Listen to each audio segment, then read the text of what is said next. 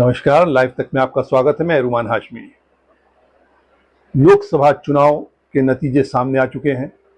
इस चुनावी नतीजे ने सभी को हैरान कर दिया। जितने भी राजनीतिक पंडित और खास करके जो सर्वे करने वाली जितनी भी ऑर्गेनाइजेशन जो थी, जो 300 पार 300 पार 300 पार दिखा रहे थे, वो आज अपनी जवाबदेही तय नहीं कर पा रहे होंगे कि क्या जवाब दें और किस तरह से अपने इस गलती जो है, जो उनका आकलन हुआ, उसके सफाई में वो क्या बात कहें। इस चुनावी नतीजे ने ये भी साबित कर दिया है कि ये जो देश में एक प्रधानमंत्री नरेंद्र मोदी ने एक लार्जर देन लाइफ एक इमेज अपना जो क्रिएट किया था, एक ऑरा जो क्रिएट किया था, और हर जगह रैली में दर्जनों पब्लिक रैली किया, 50 रोड शो किया, और हर जगह ये मोदी की गारंटी है, ये मोदी की गारंटी है। तो बीजेपी 272 का जो जादुई आंकड़ा है वो उससे कम से कम 30 सीट कम रही, और एनडीए गठबंधन वो 292-293 पे आकर के टिका हुआ है। ये भी एक सिंपल मेजोरिटी एनडीए को कह सकते हैं कि आई है, और ज़बरदस्त मुकाबला किया है इंडिया गठबंधन ने। और राहुल गांधी के नेतृत्व में ही कहेंगे उसे, हालांकि खड़गे साहब ने काफ़ी मेहनत किया इस उम्र में भी, कांग्रेस की लीडर, लेकिन जिस तरह से टारगेट पे राहुल गांधी थे प्रधानमंत्री नरेंद्र मोदी के, कि शहजादे शहजादे और शहजादे का जो लगातार वो उपमा दे रहे थे, और कांग्रेस को जिस तरह से हाशिया पे, यहाँ तक कि कांग्रेस का हेडक्वार्टर 24 अकबर रोड भी खबर जो आ रही थी कि वो भी कांग्रेस के हाथ से निकलने वाला है, ऐसी भूमिका एक पुष्ट जो है, एक भूमि तैयार हो चुकी थी, इस तरह का एक नक्शा कि कांग्रेस को छोड़ना पड़ता 24 अकबर रोड भी। और कांग्रेस जबरदस्त तौर पे वापसी किया है, 100 के करीब सीट नियर अबाउट लेकर के आया है, लार्जेस्ट सिंगल, इंडिया गठबंधन में लार्जेस्ट सिंगल पार्टी। और ये भारत जोड़ो यात्रा और उसके बाद जो न्याय यात्रा राहुल गांधी ने शुरू किया, ये काफ़ी ज़्यादा कंट्रीब्यूशन रहा, क्योंकि जो एक समाजवादी जो आंदोलन था, समाजवादी पार्टी का जो एक नारा होता था पिछड़ों की, मंडल की, तो मंडल और कमंडल की जो लड़ाई जो चली थी पहले भी, जिसमें कमंडल जो है वो भारी पड़ा था मंडल पे, उस मंडल के राजनीति को राहुल गांधी ने आत्मसात किया। ये भी पहली बार कांग्रेस पार्टी ने इसको आत्मसात किया, राहुल गांधी ने इसको एक्सेप्ट किया। ये भारतीय राजनीति ने इस चीज़ को भी देखा, और जगह जगह जो राहुल गांधी अपने भारत जोड़ो पहले चरण की जो यात्रा रही, और न्याय यात्रा में 90% और 10% को लगातार वो बोलते चले गए, जिस तरह से उसने एक बहुत बड़ा खेल कर दिया। और ये चीज़ समझते समझते एनडीए को काफ़ी देर, या ये खास करके जो सर्वे, जो कंपनियां जितनी भी सर्वे लेकर के आए, इनको समझने में काफ़ी चूक हो गई।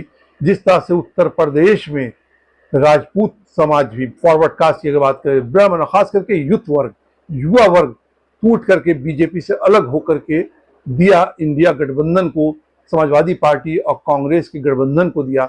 अगर इसी हालत में जयंत चौधरी अगर नहीं जाते, और अगर इंडिया गठबंधन को बनाने वाले जो मुख्य शिल्पकार थे नीतीश कुमार, इंडिया गठबंधन को जो बनाया, अगर वो बना करके नहीं छोड़ते, नहीं जाते, तो इस नतीजे से साबित है कि सरकार इंडिया गठबंधन की बनती, ना कि एनडीए की बनती।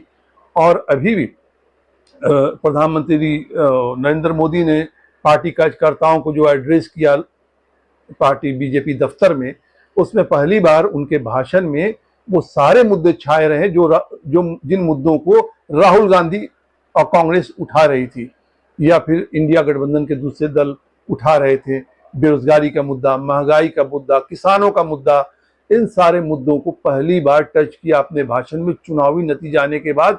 वरना प्रधानमंत्री नरेंद्र मोदी का जो भाषण था वो धीरे धीरे जो है वो आकर के टिक गया था, बिल्कुल कॉमनल लाइन को हिंदू मुस्लिम करने लगे थे।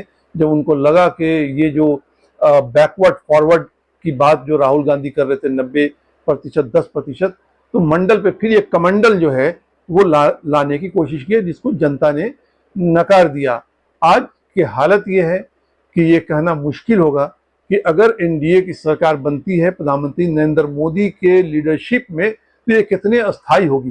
क्योंकि प्रधानमंत्री नीतीश कुमार की अगर बात करें तो नीतीश जी जो हैं वो सबके हैं, ऐसा कहा था नीतीश जी सबके हैं। वो लगातार पाला जो है वो बदलते रहते हैं।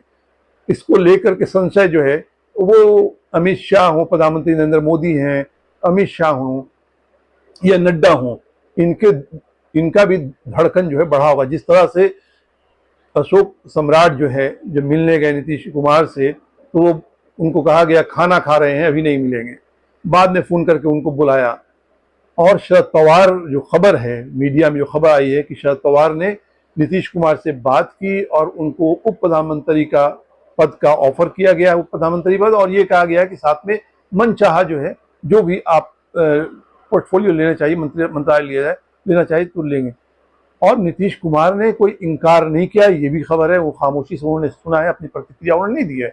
इसके साथ ही तेलुगु देशम चंद्रबाबू नायडू, उन्होंने भी बाउंस बैक किया है वहां पे, और उनको भी शरद पवार ने कांग्रेस पार्टी की तरफ से कहा गया, अप्रोच किया गया है और कहा गया है कि आपको भी एक बेहतरीन पोर्टफोलियो दिया जाएगा। आपके जो एमपीज जीत के आएंगे वो तो मुख्यमंत्री होंगे आंध्र प्रदेश के, वहाँ उनकी पार्टी इतनी आ गई है, और साथ में स्पेशल राज्य का दर्जा जो है आंध्र प्रदेश को इंडिया गठबंधन सरकार जो है वो देगी। तो ये देखने की बात है कि कल तक इंतजार करने की बात है। अभी तक चुनावी नतीजा तकरीबन मुकम्मल आ गया है कहा जाए तो, और लेकिन चुनाव आयोग के वेबसाइट पे कंप्लीट नतीजे जो है अभी तक डिक्लेयर नहीं हुआ है। कंप्लीट नतीजे जो है डिक्लेयर होने के बाद उसके बाद राष्ट्रपति के पास जाएंगे प्रधानमंत्री नरेंद्र मोदी, अपना इस्तीफा सौंपेंगे और फिर जो है नए मंत्रिमंडल गठन के लिए जो है वो उनको राष्ट्रपति महोदया जो है वो बुलाएंगी। और लेकिन ये सरकार अगर बनती भी है तो कितनी अस्थायी रहेगी। नीतीश कुमार जी का जो पाला बदलने का जो बहुत लोग उनको पलटू राम भी कहते हैं, पलटू चचा जो है तेजस्वी उनको खिताब दिया था। तो देखना ये है कि नीतीश कुमार या चंद्रबाबू नायडू, ये दो लीडर एनडीए घटक के जो हैं, इनकी भूमिका महत्वपूर्ण हो गई है। नरेंद्र मोदी का वो जो से था कि मोदी की गारंटी है और मोदी 400 मांगता है, 400 चाहिए, 400 चाहिए, ये जो भाषण में नरेंद्र मोदी जो बोलते थे वो उनकी बीजेपी जो है वो खुद सिमट के आ गई, 235 वगैरह पे सिमट के आ गई, और एनडीए गठबंधन 292 के करीब जो है 292-93 आ रहा है। तो सरकार अगर बन जाती भी है तो कितनी अस्थायी होगी ये भी जो है आने वाला वक्त बताएगा, इस पर भी सबकी नजर रहेगी। धन्यवाद।